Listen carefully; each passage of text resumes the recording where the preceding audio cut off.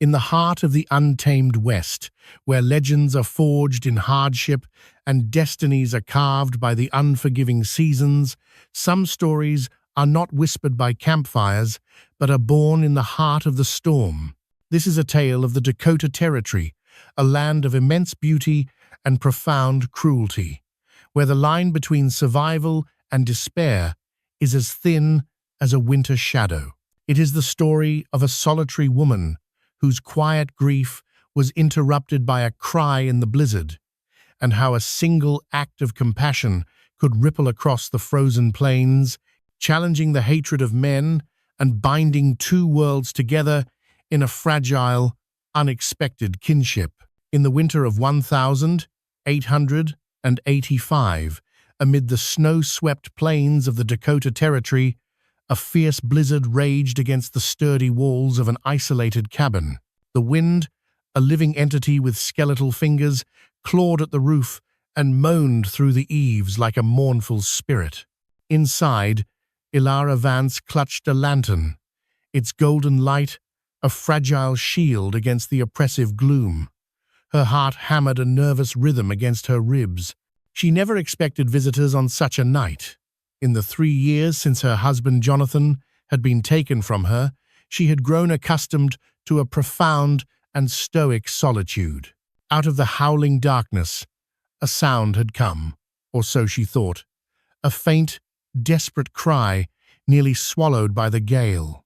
Against every warning, her cautious mind screamed at her. A deeper instinct took hold.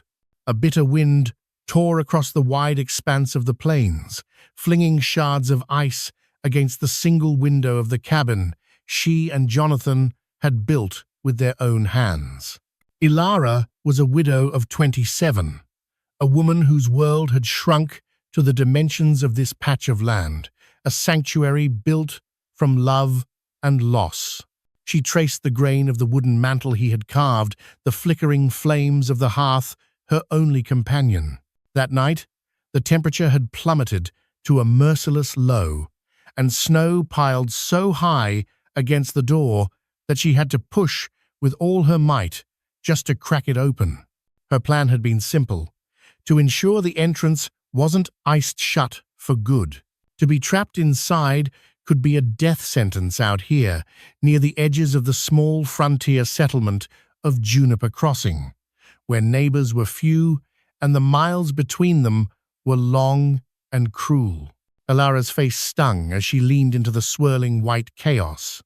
The world beyond her doorstep was a terrifying, formless void, a haze of white and gray made ghostly by moonlight filtering through thunderous clouds. She was on the verge of shutting the door when she heard it again, this time unmistakable. A movement, a faint sound just beyond the cabin's steps, pitiful and sharp. Her heart leaped into her throat. A coyote? A stray calf lost from a distant herd? Or was the crushing loneliness finally playing tricks on her mind? Peering more intently, she raised the lantern, its beam cutting a weak path into the blizzard.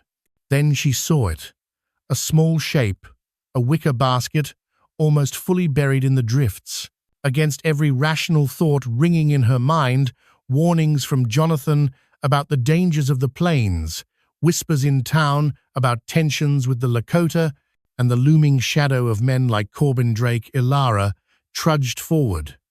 Her boots crunched through the snow, the lantern held high like a beacon.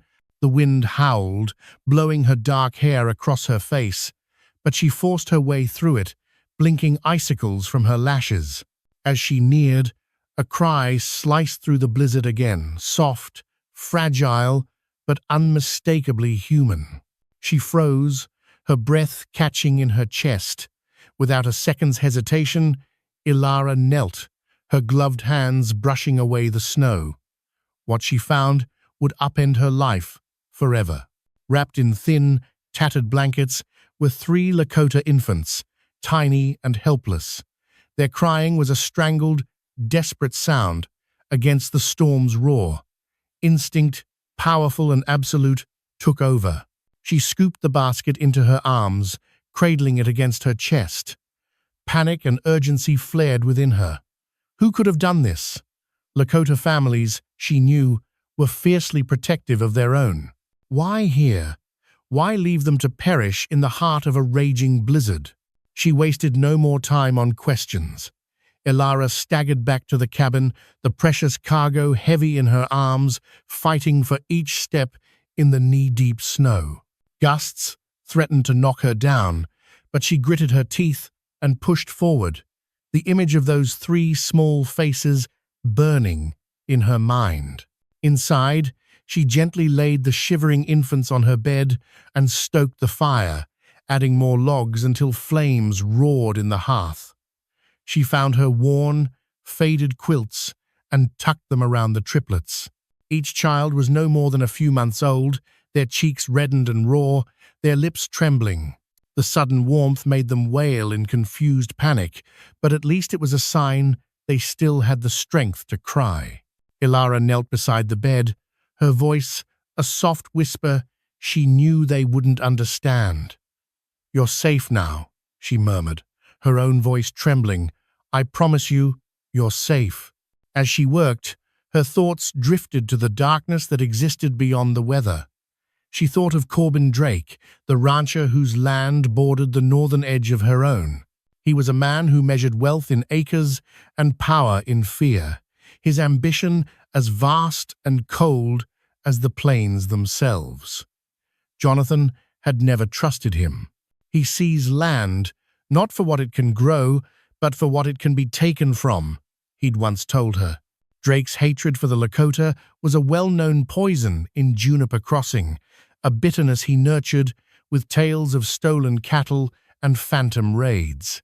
She remembered the coldness in his eyes, the last time he'd ridden by, a predatory gaze that swept over her small homestead as if already claiming it for his own. Was this abandonment some cruel act tied to men like him? Or was it something else entirely? Pushing the unsettling thoughts away, she focused on the immediate task. Over the roaring wind, the cabin's walls creaked ominously, but for Elara, they were the sturdiest fortress in the world that night. In that moment, beneath the howl of an unforgiving storm, their fate became her own. The hours that followed were a waking dream, a blur of shadow and firelight. Elara spent the entire night tending to the infants, her own exhaustion a distant hum beneath the urgent pulse of their needs. When dawn broke, if one could call the weak, greyish light filtering through the frosted panes, at dawn, the storm still raged, its fury having lessened to a persistent, menacing growl. The world outside was a blank page, erased by the snow. She had brewed a weak broth with the last of her salted beef and used an old glass dropper, one she'd kept for nursing sick lambs, to feed them small, warm spoonfuls. She wasn't sure how long they had been out there, exposed to the blizzard's wrath, but she could only pray her rescue had come in time. Their survival through the night felt like a small, sacred miracle. By mid-morning, one child's eyes fluttered open, revealing dark, soulful irises that seemed to hold the wisdom of an ancient sorrow. The baby let out a sigh that sounded halfway between relief and exhaustion, a fragile sound in the quiet cabin. The other two were breathing steadily, their tiny chests rising and falling beneath the heavy wool of Jonathan's old shirt, which she had torn into soft swaddling. Their small hands, no bigger than seashells, gripped her fingers with surprising strength, and she marveled at their resilience. "You must have some kind of guardian watching over you," she murmured, the words a soft prayer in the still air. This cabin, once a monument to her grief, now felt like a cradle, a fortress holding back the wilderness. The ache of Jonathan's absence was still there, a hollow space in her soul, but for the first time, in 3 years, it was joined by a new feeling, a fierce, primal purpose. Eventually, the blizzard calmed enough for her to see through a small patch she had cleared on the frosted window. The plains were a vast, undulating sea of white, with banks of snow drifted so high against the cabin She worried about even pushing the door open again. Yet, the gnawing anxiety in her chest was growing. Her meager supply of broth was nearly gone, and the can of goat's milk powder she kept for emergencies was perilously low. These children needed more than she could give. They needed proper care, the kind of nourishment that could coax life back into their fragile bodies. Juniper Crossing was a few miles east. The thought of the trek was daunting, each step a battle against the elements. But the alternative to stay here and watch them slowly fade was unthinkable. Her mind catalogued the possibilities in town. There was Matilda Croft, whose kind face and steady hands ran the general store. Matilda, a widow herself, might have formula or supplies. Then there was Dr. Silas Kane, the closest thing the town had to a physician. He was a gruff man, his patience worn thin by the harshness of frontier life, but his skills were undeniable. He was not always warm to outsiders, but in a place like this, beggars couldn't be choosers. Still, the question of why they were left at her door burned in her mind. It wasn't just the act itself, but the location. Her cabin was isolated, set apart from the main trail. Whoever left them had to have known she was here, a solitary woman. The thought sent a chill down her spine that had nothing to do with the cold. Was it an act of desperation, a mother's last hope, or was it something more sinister, a message, a warning? Her thoughts again turned to Corbin Drake, whose ranch hands were known for their cruelty and their contempt for the Lakota. It was a dark and tangled path. Her mind refused to follow too far. The decision was made. Waiting was no longer an option. She began her preparations with methodical care. She found a large wicker basket, the one she used for carrying firewood, and lined it with towels and every spare piece of linen she owned, creating a thick, insulated nest. She bundled the infants in more layers of torn cloth and blankets, placing them side by side, their warmth shared. They were still too weak to handle a jostling sled ride, but to leave them behind was impossible. The basket would have to be carried. She dressed herself in layers of wool, pulling on Jonathan's heavy sheepskin coat over her own. It smelled faintly of him, of pine wood and leather, and the cold, clean scent of the plains. The familiar weight was a comfort, a silent source of strength. Steeling herself, she braced for the cold and began the slow, arduous task of clearing a path from her door. Each shovelful of snow was a small war against the storm's aftermath. The wind, though calmer, still whipped at her, biting her exposed cheeks. After nearly an hour of continuous effort, she had cleared just enough space to begin. She checked on the babies one last time, ensuring they were still warm enough, their faces just visible amidst the cocoon of blankets. They slept on, blissfully unaware of the perilous journey ahead. With a final, whispered promise to the sleeping children, she heaved the heavy basket into her arms and stepped out into the white, unforgiving world. The journey to Juniper Crossing was a slow, grueling pilgrimage. Each step was a plunge into the deep, powdery snow, a silent war waged against the biting wind and the deadening weight in her arms. The sky was a vast, unforgiving sheet of gray, and the silence of the plains was absolute, broken only by Alara's ragged breathing and the soft creak of the wicker basket.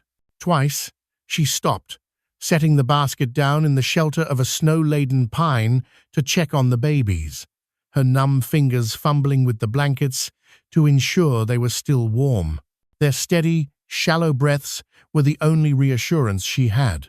After what felt like an eternity, but was likely no more than 2 hours, she finally glimpsed the outskirts of the town.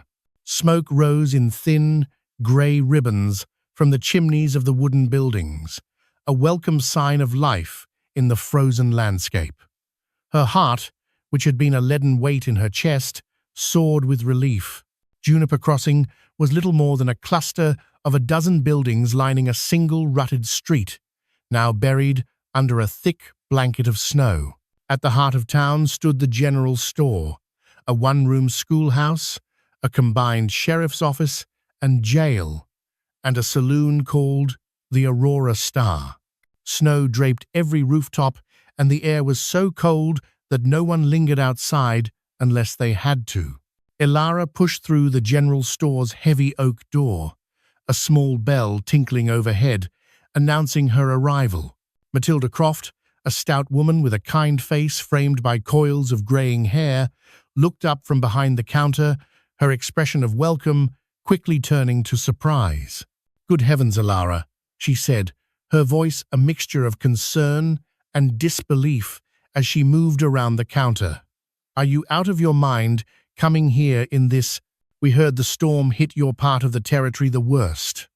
Her eyes fell to the large basket in Ilara's arms. "What in the world?" "They need help, Matilda," Ilara explained breathlessly, her voice hoarse from the cold. She carefully set the basket on the wooden counter, her arms aching with the release. Matilda's expression shifted from worry to utter shock as she peeled back a layer of blanket, revealing the three tiny, sleeping faces. The infants, with their dark hair and distinct features, left no doubt as to their heritage. "Well, I'll be—" Matilda's voice trailed off. Her gaze flicked nervously toward the door and windows, as if expecting some angry father or furious mother to storm in at any moment. "Where? How?" "Found them on my doorstep last night. In the middle of the blizzard," Ilara answered, her words tumbling out. "They need milk, medicine, everything. I didn't know what else to do." Matilda, ever practical, recovered from her shock and nodded, her mind already working. "We have goat's milk powder. It's the best I can offer. And my mama used to make a thin porridge from barley and wheat flour for babies in a pinch." As she spoke, she gathered the supplies, her movements brisk and efficient. Ilara, however, was suddenly aware they were not alone. Two local men, standing near the shelves of canned goods, had stopped their conversation and were staring openly. One, a ranch hand with a battered hat, spat a stream of tobacco juice into a nearby spittoon, the sound unnervingly loud in the quiet store. "Why take in those kids, Ilara?" he asked, his tone not entirely unkind, but laced with a raw, intrusive curiosity. "Don't you think there's a reason they were left out there?" Ilara stiffened, the implication hanging in the air like frost. "Their children," was all she said, her voice low but firm. "They needed help." The man shrugged, returning to his business, but the other's gaze lingered, a flicker of something colder suspicion, or perhaps disdain, in his eyes. Matilda gave Ilara a sympathetic look. "People here, well, you know how it is," she whispered, leaning closer. "There's been tension since Corbin Drake started claiming the Lakota were raiding his cattle again. Folks are on edge." "I know," Ilara said, pressing her lips into a thin line. "But these are innocent babes, Matilda. If we let them freeze, what does that say about us?" Her eyes, weary from a sleepless night, shone with a fierce resolve. "That you have a heart bigger than this entire territory," Matilda said, patting Ilara's hand. "Now listen, Dr. Kane might help, but he's always been particular. Best see him right away, before he's too deep in the saloon's whiskey." Ilara nodded, grateful. She paid for the supplies with the little money she had, ignoring the continued stares. Then, bundling the precious basket back into her arms, she hurried across the street to the small clinic building where Dr. Silas Kane lived above his practice.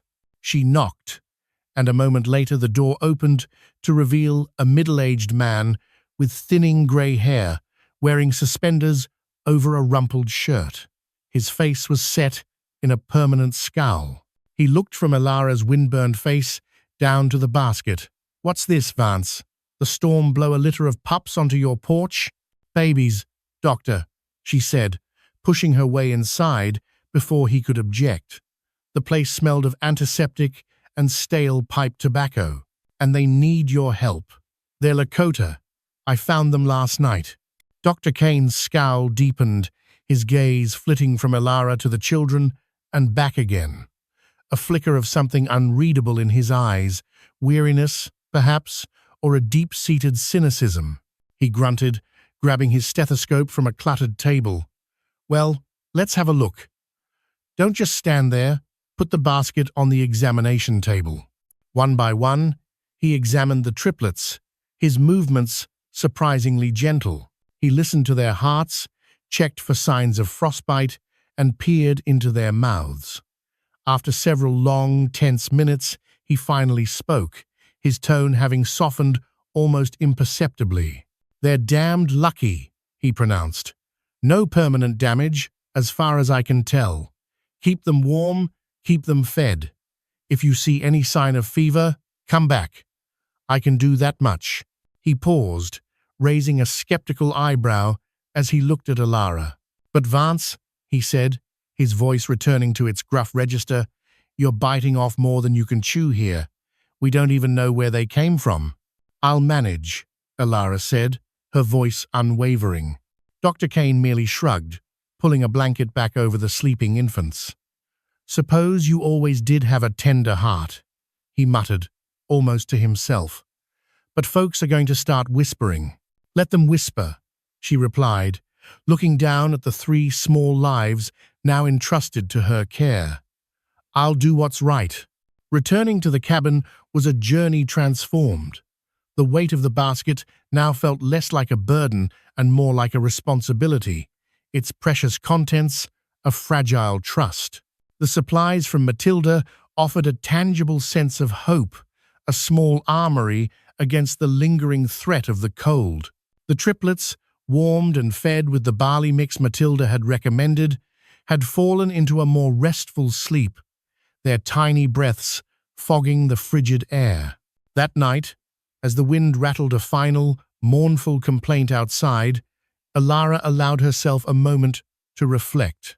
Part of her, the weary, grieving part that longed for the quiet solitude she had known, wanted to leave the children at the local mission or ask Matilda to find a family to raise them. But a stronger, fiercer part of her refused to entertain the thought of abandoning them again.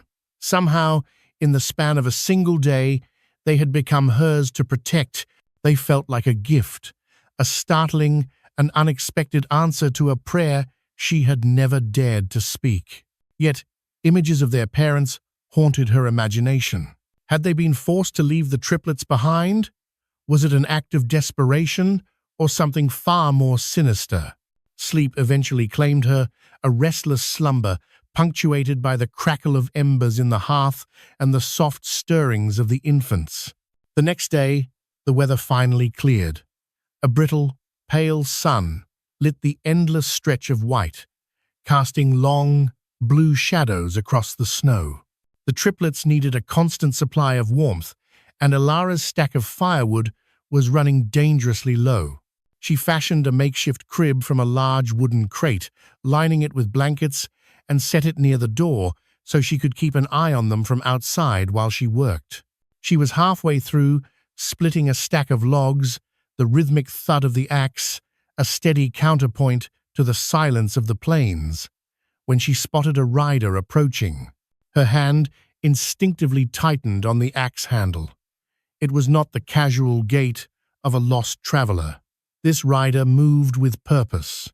As he drew closer, she recognized the resolute figure of Elias Thorne, the newly appointed sheriff of Juniper Crossing. Sheriff Thorne was a man who seemed carved from the very rock of the territory he patrolled. A real-life figure, known for his unwavering principles and no-nonsense demeanor, he had a reputation that preceded him from his time taming the lawless enclaves near Deadwood. He reined in his horse beside Elara's rough-hewn fence, the animal's breath pluming in the icy air. "Morning, Mrs. Vance," he greeted, his voice a low baritone that carried easily in the still air. He tipped his hat, his eyes, the color of a winter sky, assessing her and the situation with a calm, steady gaze. "Heard some talk in town. Mind if I step in for a moment?" Alara wiped sweat from her brow with the back of her glove, exhaling a cloud of foggy breath. "What's this about, Sheriff?" "I'd rather discuss it inside," he said politely, dismounting with a fluid grace. She nodded, a knot of apprehension tightening in her stomach, and beckoned him to follow. Once inside, the warmth of the fireplace contrasted sharply with the biting cold. A faint, almost imperceptible smile touched Thorne's lips at the sight of the triplets who had begun to squirm and fuss in their crate. "I see the rumors are true," he murmured, stepping closer to peer at the babies. "They're Lakota," Ilara stated, not as a question, but as a fact. "That's what Dr. Kane thinks," Thorne confirmed, "and from what I can see of their features and the design on those tattered blankets, I'd say he's right. And you have no idea how they wound up here?" "None," Ilara said, crossing her arms, a defensive posture she hadn't intended. "I just opened my door during the storm, and they were there." Thorne scratched his chin, his gaze sweeping around the simple, tidy cabin. "You have enough supplies to care for them?" "I'm making do." He paused, his expression turning serious.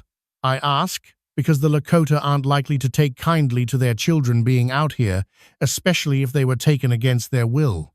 He cleared his throat. "There are tensions, Mrs. Vance.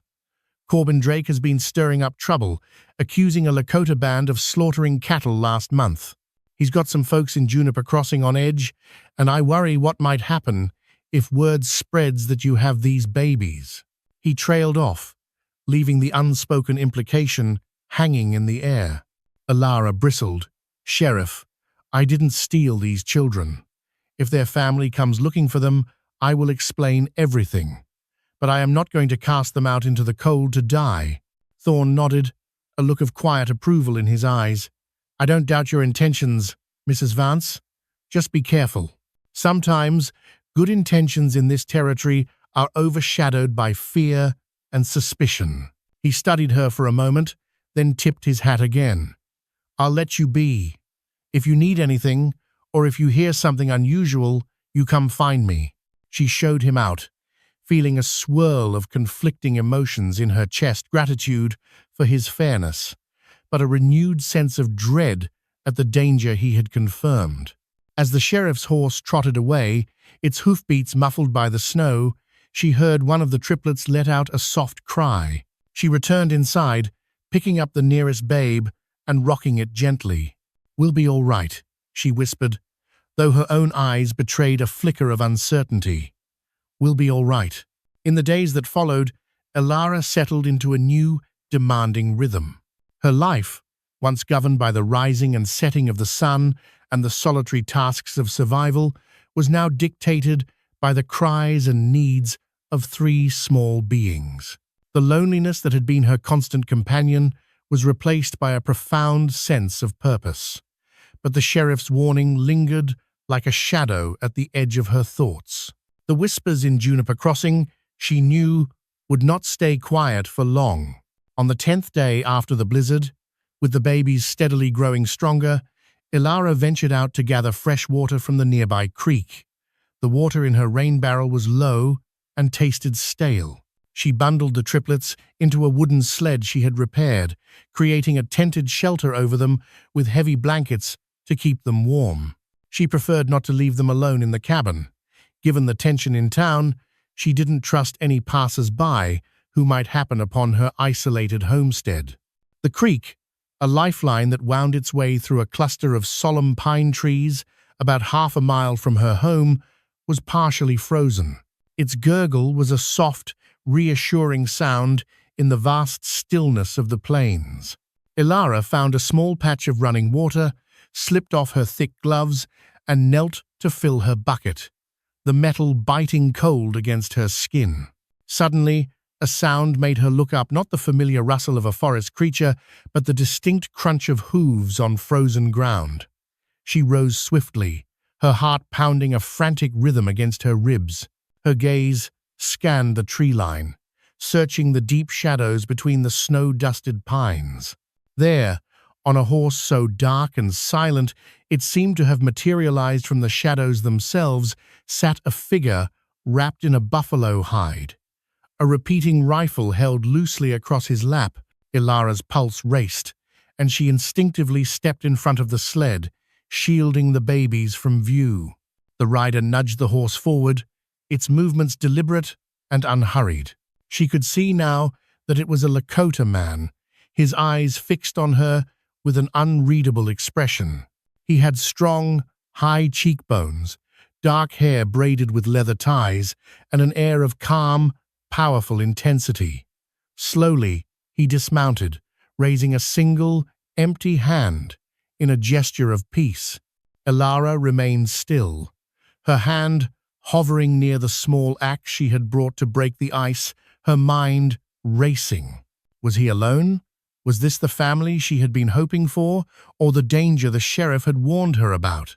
When he spoke, his voice was low and measured, accented but clear. "I am called Hoka. I mean you no harm." Ilara tried to steady her breathing. "Hello," she managed, her voice barely a whisper. She glanced behind her, where one of the babies stirred restlessly, a soft coo escaping the blankets. Hoka's gaze flicked to the sled, and for the briefest of moments, a flicker of profound sorrow crossed his face before it was replaced by a carefully controlled neutrality. "I heard rumors in the settlement," he said, his eyes returning to hers. "3 children, found near the cabin of a white woman." He paused, and his voice faltered almost imperceptibly. "I am seeking my nephew and nieces, triplets." Ilara's chest tightened, a powerful mix of relief and anxiety flooding through her. "They're your family?"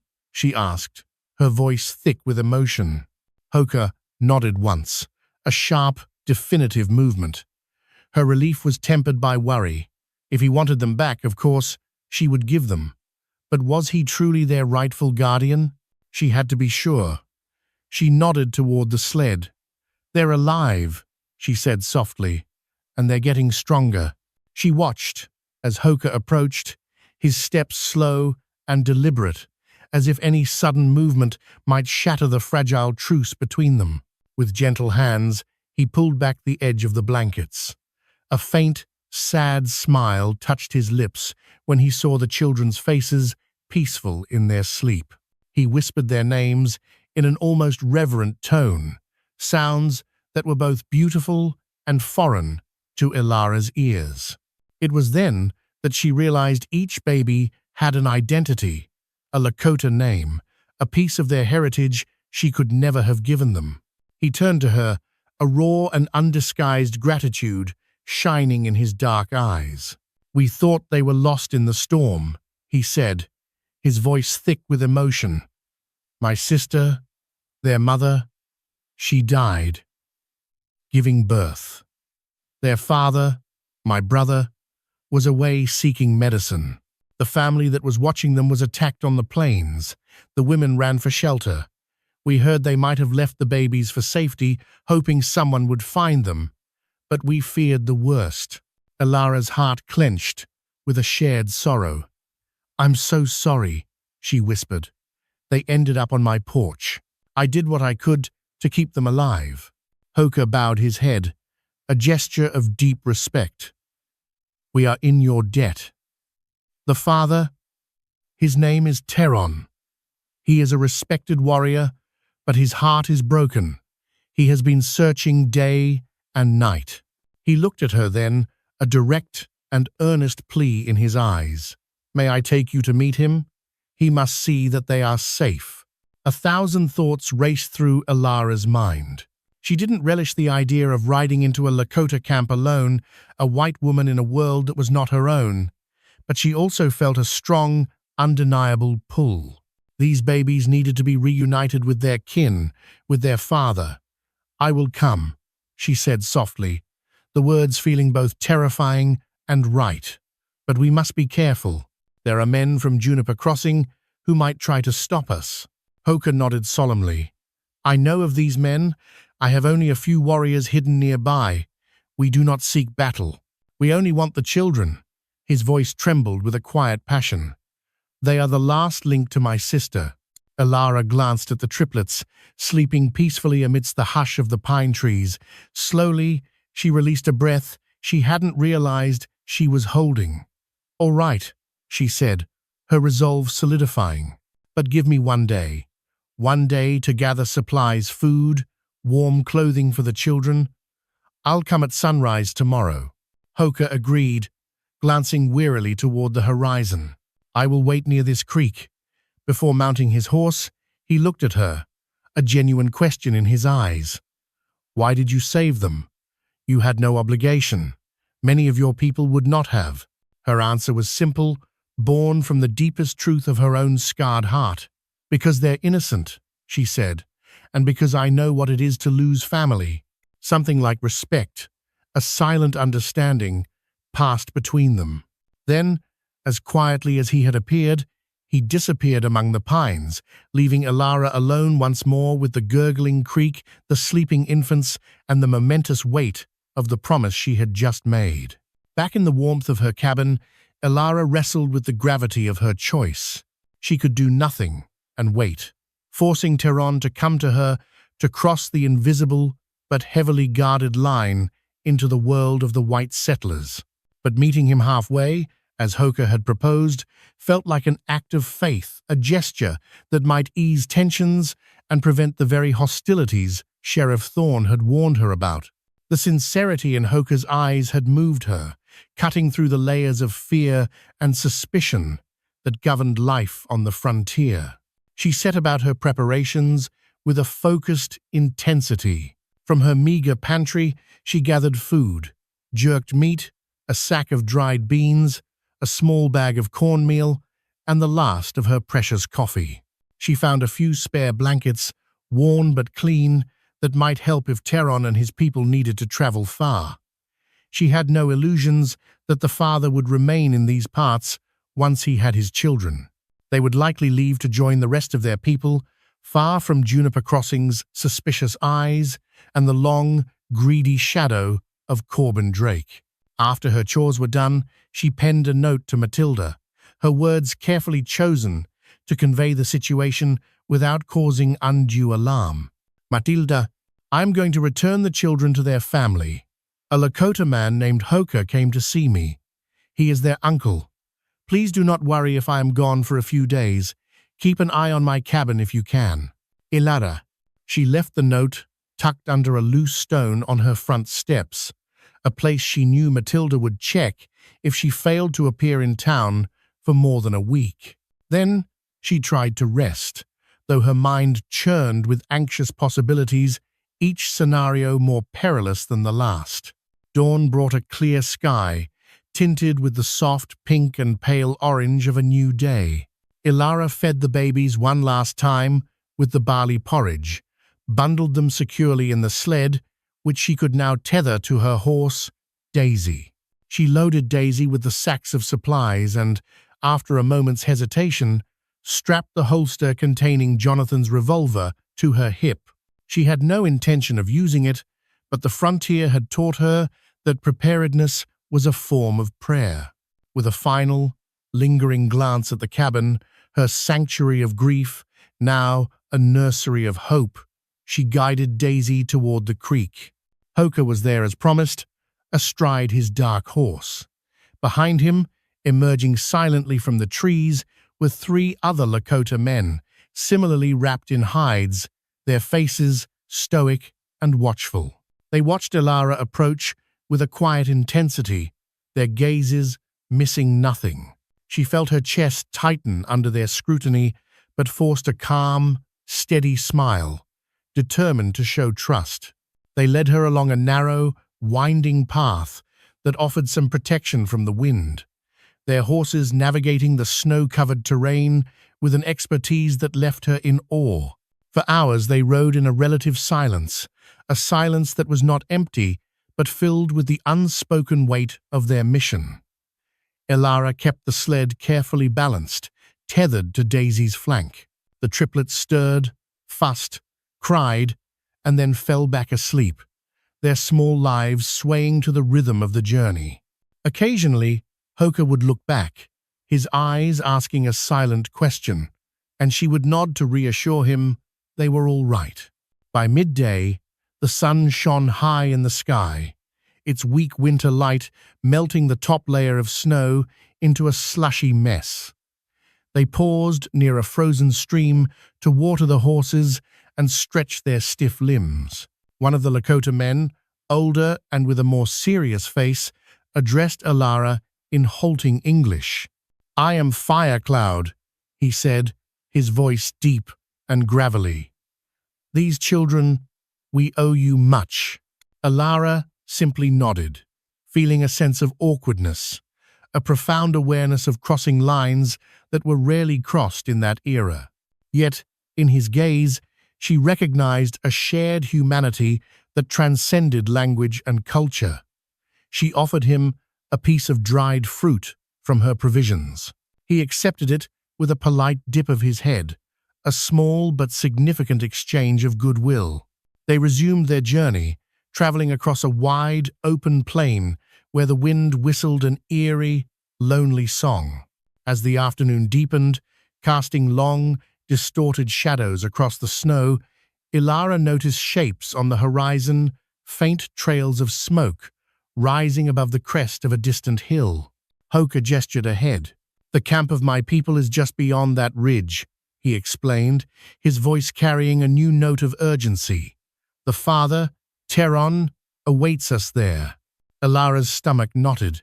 She couldn't forget Matilda's warnings about ranchers scouring the plains, searching for anyone to blame for their losses. Corbin Drake and his men could be anywhere. The last thing she wanted was to be caught in the crossfire. Yet all seemed quiet as they ascended the hill. The only sound, the crunch of their horses' hooves and the whisper of the wind. As they reached the crest, the Lakota camp revealed itself, nestled in a small, sheltered valley. It was a modest settlement, half a dozen hide teepees arranged around a cluster of smoldering fires. Several horses were penned nearby, and a few children in thick hides scampered about, their laughter carrying on the cold air. A few women stood near the teepees, their work pausing as they stared, their eyes wide with curiosity and disbelief as they saw a white woman riding into their midst, flanked by their own warriors. Hoka dismounted, and Ilara followed suit, feeling every eye upon her. She carefully untethered the sled from Daisy's side, lifting the precious bundle into her arms. The hush that fell over the camp was palpable, a moment suspended in time. Then, from the largest of the teepees, a tall figure emerged. He wore a breastplate made of bone, and his thick, black braids were adorned with small pieces of turquoise. A single, proud, eagle feather was tied in his hair. His face was a mask of grief and exhaustion, but his bearing was that of a leader. She knew immediately this had to be Teron, the father of the triplets. Teron approached, his steps measured and deliberate, but his eyes, dark pools of anguish, never left the bundle in Ilara's arms. She could feel the tension radiating from him, a volatile mix of desperate hope and profound fear. He moved like a man walking toward either salvation or the final, crushing blow of his despair. She held her breath, sensing the entire camp was holding its breath with her. Slowly, reverently, she peeled back the layers of blankets, revealing the 3 sleeping infants.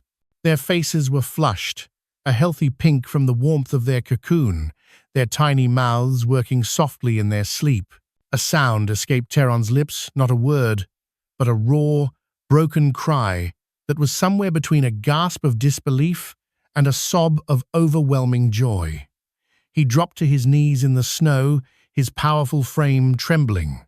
With a hand that shook, he reached out, his calloused fingertips carefully, tenderly, touching each small face as if to confirm they were real. The other Lakota men looked on, their stoic features cracking with emotion. A few of the women stepped forward, their hands covering their mouths, tears glistening in their eyes. The collective grief of a people who had feared the worst was now washing away in a silent, powerful wave of relief. "This woman saved them," Hoka said quietly, addressing Teron in the fluid, musical tones of the Lakota language. Alara caught fragments of the explanation, the storm, her cabin, the journey, enough to know he was crediting her with a courage she did not feel she possessed. A long, trembling sigh left Teron as he finally looked up at Alara. His eyes were bright, with unshed tears, and in their depths she saw a gratitude so immense it needed no words. But he found them anyway, speaking in halting English that was heavy with emotion. "They are alive because of you." She could only nod, her own throat tight with a lump of unspeakable feeling. "Yes," she managed to whisper. "I found them. They were nearly frozen, but they survived. They are strong." Teron raised his hands, pressing his palms together in front of his chest in a gesture of profound gratitude. "Thank you," he whispered, the words carrying the weight of his entire soul. Then he gathered the triplets into his arms, one by one, holding them close against his chest. Their little heads rested against him, their bodies instinctively curling into the warmth and scent of their father, unaware of the storm of emotions swirling around them. In that moment, watching a father reunited with his lost children, Alara felt a surge of both relief and a surprising, poignant sadness. Caring for them had filled the empty, echoing spaces of her lonely days with purpose. Now, she had to step aside, to let them return to their world, to their people. Teron looked back at her, his composure slowly returning. "You will come to our fire," he said, the words an invitation, a command born of honor. "We will share food." His English was broken, but the sincerity was as clear as a mountain spring. Hoka stepped forward to interpret more fully, explaining that Teron was inviting Alara to join their circle, that they might properly thank her and see to her comfort. She nodded, managing a small, tired smile, and followed him deeper into the camp.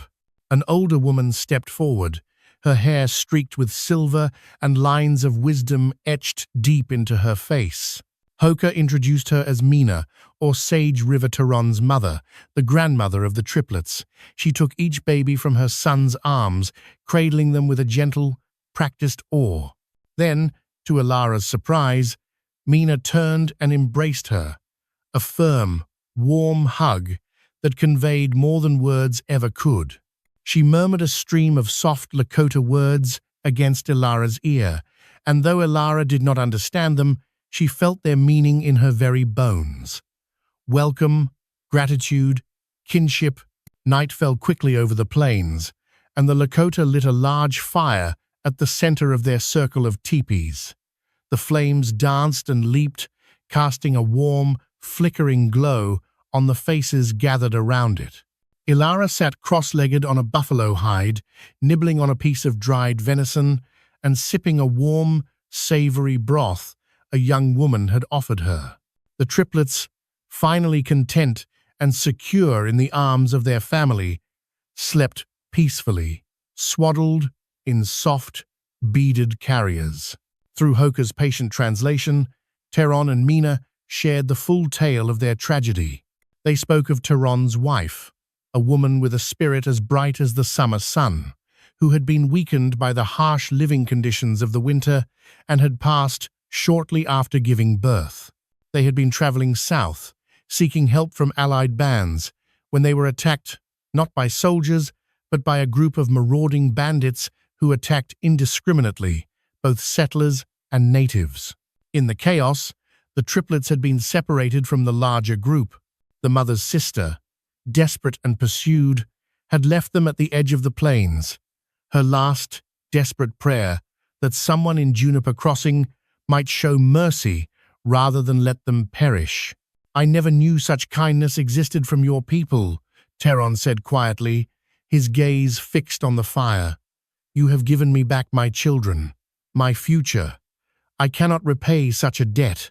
Ilara shook her head, a soft smile on her lips. "They gave me hope, too," she replied softly. In saving them, she realized she had also begun to save herself. Tehran's gaze turned to the star-filled sky, a brilliant canopy of diamonds scattered across black velvet. After a long moment of silence, he spoke again, his words translated by Hoka. "I wish to honor you before my people," he said, his tone solemn, "to show that we do not forget such acts." Ilara opened her mouth to protest, to say it was not necessary, but she saw the seriousness on Tehran's face and in the eyes of those around her. This was not a gesture to be declined lightly. It was a matter of honor. "I would be grateful," she said, her voice barely a whisper, not fully comprehending what it meant, but understanding the profound intent behind it. The night wore on with the quiet rhythms of conversation in Lakota, the crackle of flames, and the occasional cry of a distant coyote. Despite the language barrier, despite being a stranger in a world she had only ever viewed from a distance, Ilara felt safer than she had in a long, long time. For the first time since Jonathan's death, she sensed a wholeness in her soul, a quiet healing in the warmth of this family's gratitude. Then came a faint sound, carried on the night air, distant but unmistakable. The thud of hooves. Hoka and Firecloud exchanged alarmed glances, rising instantly to their feet. Tehran's shoulders tensed. They all listened, their bodies still, and the sound grew louder, closer. Fear, cold and sharp, flickered through the camp. Men reached for rifles, and women hurried to gather the children, ushering them toward the relative safety of the typus. Ilara's stomach lurched. It had to be the ranchers. It had to be Corbin Drake. From the darkness of the ridge above the valley, a voice shouted, rough and commanding, "Halt! Show yourselves!" A flicker of torchlight cut through the blackness, illuminating a half-dozen riders perched on the hill, their silhouettes dark and menacing against the starry sky. A chilling dread crawled over Ilara. She squinted, making out the figure at the head of the group. Even in the dim, wavering glow, she recognized the broad shoulders and arrogant posture of the man who haunted her thoughts. It was Robert Grady. Tense moments stretched into an eternity as Corbin Drake and his men rode down into the small valley, their rifles held at the ready, the flickering torchlight casting long, dancing shadows that turned the peaceful camp into a scene of imminent violence. The Lakota men, though outnumbered, formed a silent, defensive line. Tehran, with a protective gesture, passed the sleeping triplets to Mina, who swiftly disappeared into the shadows of the nearest tipi. Ilara's heart thundered in her chest, a frantic drumbeat against the sudden, chilling silence. Without thinking, driven by an instinct she didn't know she possessed, she stood and walked into the open space between the two groups. She raised her hands, palms open, in an imploring gesture. "Mr. Drake, stop!" she called out, her voice steadier than she felt. "There are women and children here. There is no fight to be had." Drake's face, illuminated by the torch he held, was a grim mask of contempt. His eyes, small and hard, narrowed as they fixed on her. "Vance, what in God's name are you doing with this lot?" he sneered, his gaze sweeping over the Lakota warriors with disdain. "Step aside.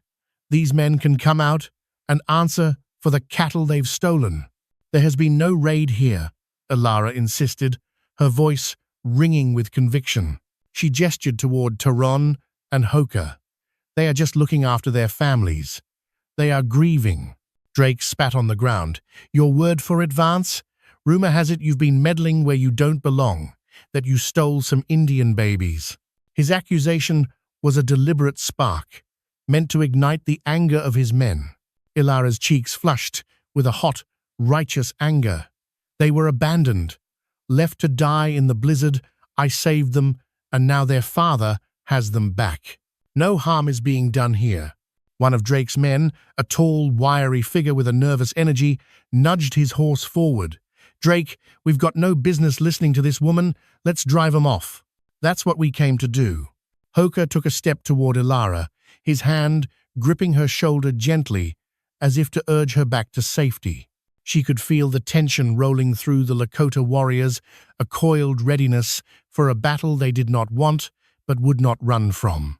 Tehran's jaw was set in a firm, unyielding line, his eyes locked on Drake with a look of cold fury. One accidental shot, one nervous twitch of a trigger finger could spark a massacre. She shook off Hoka's hand gently and steadied herself, her voice shaking but resolute. Mr. Drake, do you want blood on your hands tonight? Innocent blood? These are babies here, not warriors preparing for a raid. She took a bold step closer, forcing his horse to shift. If this is about your cattle, then you take it up with Sheriff Thorne. You have no proof these people took anything. Her words seemed to strike a chord of uncertainty among Drake's men. They exchanged uneasy glances. Some had clearly come for a fight, their faces flushed with the thrill of the chase, but others now seemed hesitant, their eyes scanning the camp and seeing not a war party, but a small, weary band of families. Drake, however, was not so easily swayed. His power was built on fear and intimidation, and to back down now, especially in front of a woman, would be a blow to his pride. He glowered, torn between his thirst for vengeance and a flicker of self-preservation. Tehran stepped forward, his movements slow and deliberate. He raised an open palm, the universal sign of peace. He spoke in his halting English, his tone solemn and heavy with dignity. No cattle. We not harm you. We not want fight. His eyes slid to Ilara, who quickly repeated his words, adding her own reassurance. He's telling the truth, Mr. Drake. They are just trying to survive. Drake scoffed, a harsh, ugly sound. Words are cheap. I've heard talk of war parties forming in the hills. My guess is these folks are just the scouting party. He was playing to his audience, trying to whip their fear back into a frenzy. Then, use your eyes, Ilara begged, her voice rising with passion. Look at the women, the children. Look at their faces. Do they look like they are preparing for war? Behind Drake, a few of the men shifted uncomfortably in their saddles. They saw the teepees, the small cluster of women holding their infants, the calm but firm stance of the Lakota men. None of it looked like the threatening horde Drake had described. Perhaps they were beginning to realize the stories had been exaggerated, twisted by one man's bitter agenda. Finally, seeing his support waver, Drake sneered, his rage turning cold and sharp. We'll be back, with the sheriff, and if I find one head of my cattle missing, I'll hold you responsible. He pointed a gloved finger first at Tehran, then jabbed it in Ilara's direction. And you'd better watch yourself, Vance. Harboring criminals, there's no telling where that'll lead you. He yanked hard on the reins, turning his horse so abruptly that it reared slightly. Without another word, he and his posse turned away, their horses' hooves churning up the snow as they disappeared over the ridge as quickly as they had come. Only after their hoofbeats had faded into the vast silence of the night did Ilara realize she had been holding her breath. A palpable, shuddering relief settled over the camp, though the tension still hung in the air like a bitter frost.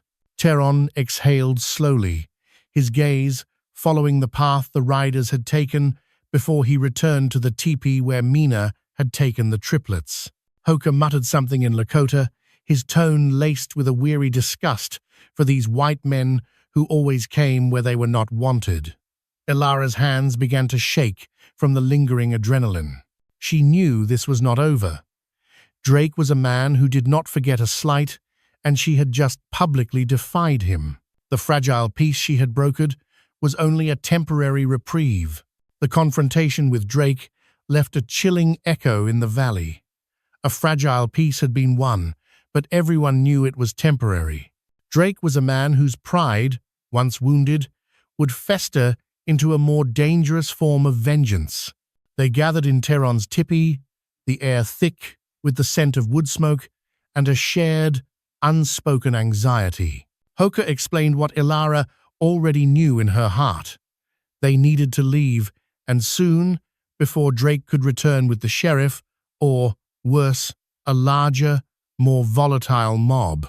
Their plan was to travel north under the cover of the next night, to join a larger band of Lakota who had a tenuous arrangement with the U.S. cavalry to remain on certain lands. But the journey would be perilous, especially with 3 infants who were still so fragile. "I can't let you make that journey without enough supplies," Ilara found herself saying, her voice firm. She glanced at the 3 sleeping babes, nestled in a fur-lined cradle near the fire, so peaceful despite the drama that had unfolded around them. "Let me help." Teron seemed torn. His instinct was to protect his people by retreating into the familiar wilderness, far from the unpredictable world of the settlers. But he also understood the sincerity in Ilara's offer and the undeniable truth in her words. Hoka suggested a compromise. A few men would accompany Ilara back to her cabin at first light. They would gather her provisions, and then she could return to her own world. "Or stay in my cabin," Ilara offered, the words surprising even herself. "At least for a night or 2. It's safer there than being out in the open. I can talk to Sheriff Thorne, explain the situation. Maybe he can keep Drake off your backs until you are ready to travel." Teron and Hoka exchanged a long, meaningful glance. It was a monumental risk, placing their trust, their very lives, in the hands of a white woman. But Ilara had already proven she was unlike any they had ever known. Finally, Teron spoke, his voice low and decisive. "We trust you. We will see your cabin. But if trouble comes, we move quickly." A plan was formed. At dawn, they would pack the camp and move quietly toward Ilara's homestead, using the terrain for cover. It was a dangerous gamble, bringing an entire Lakota band so close to Juniper Crossing, but with Drake on the prowl, it seemed the lesser of 2 evils. The next morning, the Lakota dismantled their camp with a remarkable, silent efficiency that left Ilara in awe. By the time the sun had fully risen, they were moving, a quiet procession winding through gullies and stands of pine, avoiding the open terrain where they might be spotted. Near midday, they reached Ilara's cabin. The Lakota men spread out, forming a discreet, protective perimeter, while Teron, Hoka, and Mina followed Ilara inside. Relief flooded her as she saw no sign of intruders. The Lakota filed into her small home, their eyes taking in the modest interior with a quiet curiosity. Mina gently placed the triplets on Ilara's bed, her weathered hands checking them for warmth. Ilara gave them what supplies she had left: flour, beans, salted meats. It was not nearly enough. Late that afternoon, after a tense but successful trip into town with Firecloud to buy more provisions under Matilda's anxious gaze, they returned to the cabin. The band prepared for their final departure, planning to move out under the cover of darkness. But as dusk settled, casting the plains in hues of lavender and deep blue, Teron pulled Ilara aside, gesturing for her to follow him into the moonlit clearing behind her cabin. Hoka accompanied them, his presence a bridge of translation. Teron's words, when they came, were solemn, steeped in the gravity of ceremony. He explained that the Lakota had a tradition of honoring those who performed great deeds, who showed courage and compassion for their people. Ilara, by saving the blood of their tribe, had done such a deed. He then raised a hand and let out a low, resonant call. From the shadows of the surrounding pines, from the dips and rises of the snow-covered land, warriors emerged. One by one, then in groups of 5 and 10, they appeared, silent figures on horseback, until the entire clearing was filled. Ilara's breath caught in her throat. There were not a dozen, but nearly 100 Lakota warriors, some from allied bands who had been scouting the area, drawn by word of Teron's plight. She had no idea so many had gathered, unseen and unheard. Teron turned to her, his voice carrying with a new power in the stillness of the night. Through Hoka, he spoke, his words echoing across the silent assembly. "We come to honor you, Elara Vance. You have saved the blood of our people. My children are alive because of you. Our hearts are full of gratitude, and we will not let such an act go unrecognized." A lump formed in Elara's throat, and tears threatened to spill from her eyes. She glanced from warrior to warrior, seeing nothing but solemn, profound respect etched in their faces. "We name you Winyan Wawakokia," Teron declared, his voice ringing, "the woman who helps. You are forever a friend to our people." A murmur of assent rose from the warriors. Some pounded their chests in a rhythmic salute, others lifted eagle, feather lances to the sky. The intensity of the moment, the sheer, heartfelt power of their gratitude overwhelmed Elara. Tears slipped down her cheeks as she lowered her head, speechless. The distant moon cast an ethereal glow, illuminating the powerful ring of warriors who had named her one of their own. Teron produced a small leather pouch. From it, he took a beaded necklace, its intricate design glimmering in the moonlight. He stepped forward and carefully placed it around her neck, the cool beads a tangible symbol of their bond. "I am humbled," she managed to say, her voice thick with emotion. "Thank you." It was a moment of perfect, transcendent peace, but it did not last. From the west, the telltale glow of torches appeared once more, a malevolent orange against the deep blue of the horizon. It was accompanied by the thunder of many hooves. Drake had returned, and this time he had brought a much larger force. Instantly, the Lakota warriors formed ranks, rifles, and bows at the ready. Their movements were fluid and disciplined, a silent, deadly machine coming to life. Elara's blood ran cold. She stepped forward, heart pounding, scanning the darkness. Drake's posse appeared over the rise, at least 20 strong this time, their faces contorted with anger and whiskey-fueled bravado. But as they crested the hill, their confident charge faltered. Drake's eyes widened in disbelief at the sight that met them.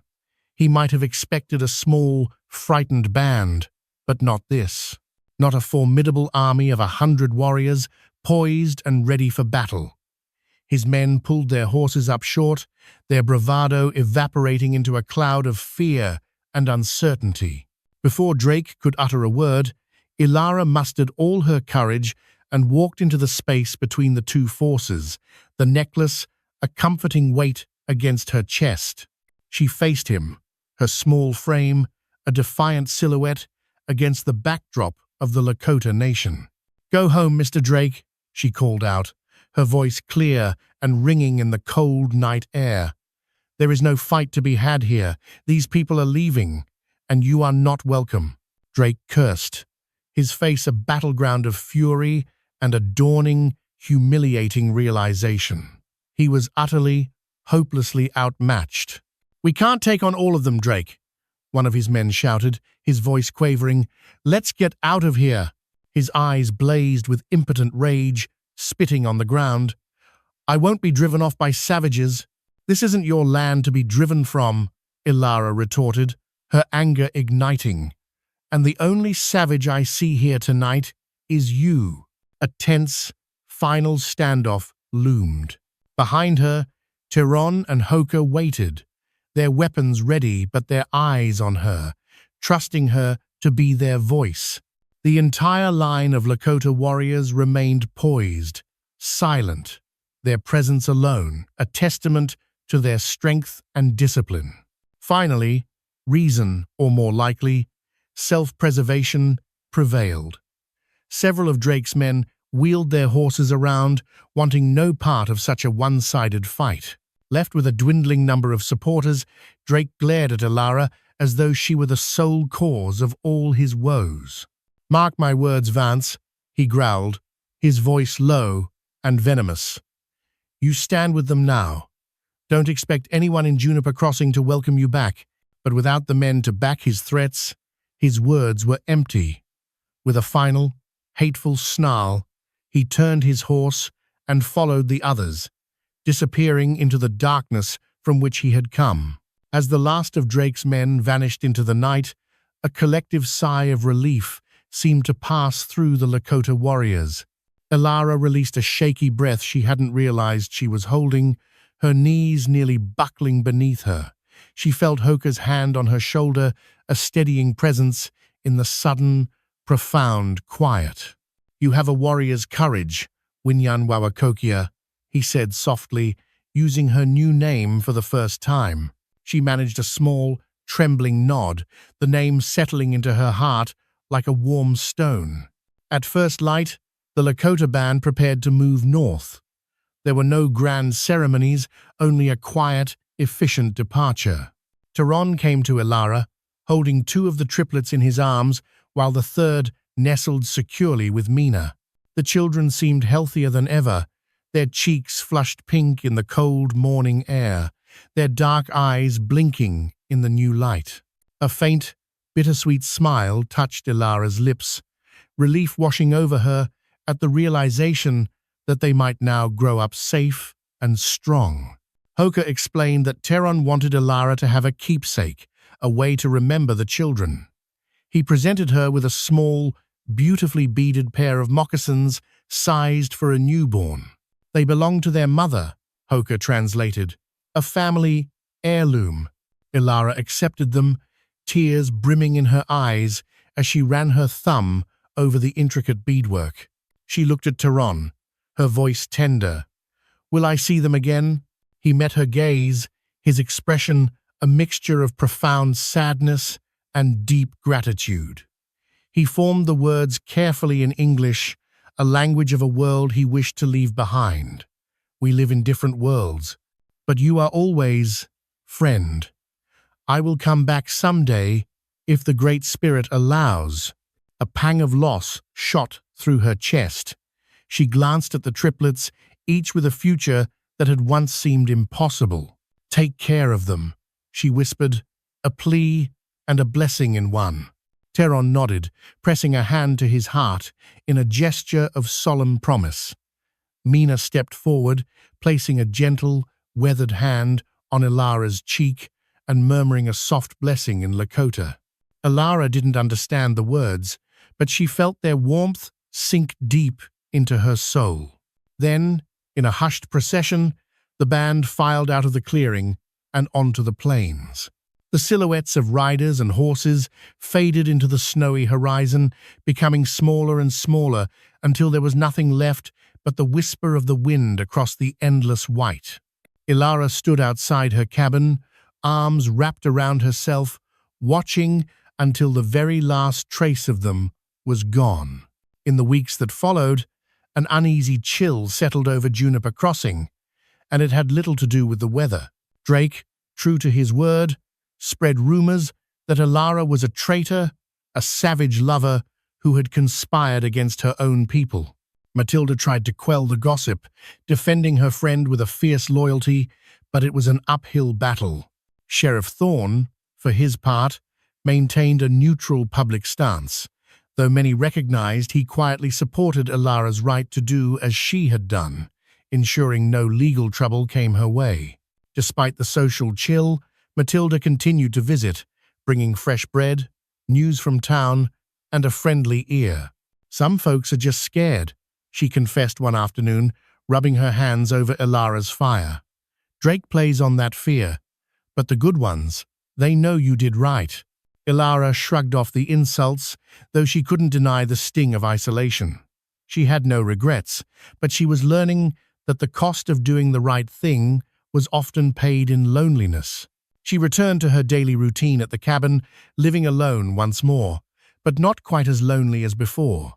She had the memory of the triplets, she had the beaded moccasins, and she had the Lakota name, Winyan Wawakokia, echoing in her mind whenever doubt crept in. Spring came, and with it, the thawing of the snow and the land. Elara tilled her small vegetable garden, planting seeds for the new season. Each day, she found a renewed sense of hope in the rich, dark earth. She had performed a simple act of kindness during a raging blizzard, and it had blossomed into a life-changing event, bridging a cultural chasm, if only for a moment. For her, that was enough. 3 months later, while checking snares near the creek where she had first met Hoka, Elara spotted a lone figure on horseback. Her heart fluttered, half expecting, half hoping it might be Tehran. As the rider approached, she recognized Hoka's familiar, stoic form. He dismounted, leading another horse loaded with heavy sacks. He explained that Tehran and his people had had a successful hunt, and they wished for her to have a portion of the buffalo meat. Elara stared in astonishment at the gift. Fresh cuts, dried strips, and tanned hides, all carefully packed. It was more than she could use in a year. Hoka also handed her a small, folded piece of hide. On it, written in rough English with the help of a trader who knew the Lakota language, was a message. To Winyan Wawachokia, my children are healthy. They are strong. I think of your kindness with every sunrise. Remember, you are always our friend. May the sky watch over you. Tehran. Tears blurred Elara's vision. She thanked Hoka from the bottom of her heart. He only nodded, the hint of a rare smile on his usually stoic face. Then, as silently as he had arrived, he was off again, vanishing into the wide, green expanse of the plains like a spirit of the wind. That night, Elara placed the letter alongside the beaded moccasins on the mantle Jonathan had built. She thought of the triplets growing up strong under their father's watchful love, alive because of a simple act she had dared to perform in one of the worst blizzards in memory. There, in the heart of the Dakota Territory, amid howling winds and a precarious truce, 2 worlds had touched. In that moment, a father had reclaimed his children, a stranger had earned a name of honor, and the seeds of empathy had taken root in the harsh frontier soil. Though she did not know exactly what the future held, Elara Vance, a woman once crushed by loss, had found a renewed purpose. She had become part of a circle of kinship that transcended prejudice and fear, and she would never forget the night 3 tiny Lakota infants arrived at her doorstep, how that single twist of fate unlocked the deep well of compassion in her soul. The memory of it would stay with her forever, a quiet strength echoing in every sunrise and sunset across the endless plains, reminding her that hope could take root in even the coldest, most desolate storms of life.